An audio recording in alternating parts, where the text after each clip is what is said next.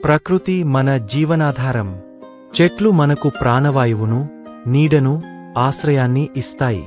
అవి మన స్నేహితులు, మన రక్షకులు. కాని మనం స్వార్థం కోసం వాటిని నరికేస్తున్నాం, కాలుష్యంతో నాశనం చేస్తున్నాం.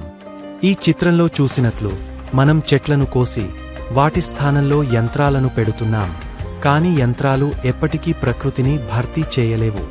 ఈ రోజు మనం చేసే ప్రతి చిన్న పని, ఒక మొక్క నాటడం, ప్లాస్టిక్ వాడకాన్ని తగ్గించడం, మన భవిష్యత్తును కాపాడుతుంది. మనం మరచిపోకూడదు, ప్రకృతి లేకుండా మన జీవనం సాధ్యం కాదు.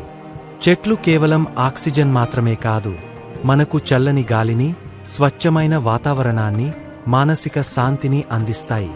కాని మనం వాటిని నాశనం చేస్తే మనం కూడా నాశనమైపోతాం. ఈ చిత్రంలోని వ్యక్తి మనలాంటివాడే. తన చేతులతో చెట్టును నాశనం చేసి ఇప్పుడు పశ్చాత్తాపంతో కూర్చున్నాడు. మనం ఇలాంటి పొరపాటు చేయకూడదు. ఇప్పుడే మనం చర్య తీసుకోవాలి.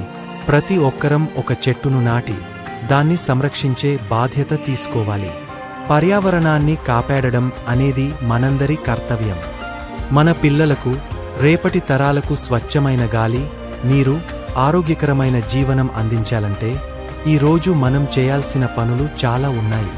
చిన్న చిన్న అలవాట్లను మార్చుకోవడం, విద్యుత్ ఆదా చేయడం, నీటిని వృధా చేయకుండా ఉండడం, పునర్వినియోగ వస్తువులను వాడడం, ఇవన్నీ మన భూమిని కాపాడతాయి.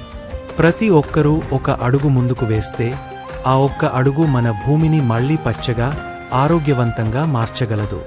రండి, మనం కలిసి ఈ ప్రయత్నంలో భాగం అవుదాం. ఇది మన భూమి, మన బాధ్యత, మన భవిష్యత్తు. ప్రకృతిని కాపాడడం అంటే మనల్ని మనం కాపాడుకోవడమే.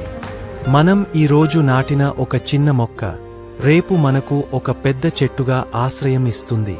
కాబట్టి ఈ క్షణం నుండి మనం ప్రతిజ్ఞ చేద్దాం. ప్రకృతిని పరిరక్షించడానికి, భూమిని సంరక్షించడానికి మన వంతు కృషి చేద్దాం. ఇది మన చేతుల్లోనే ఉంది. మనం చేయగలం, మనం చేయాలి.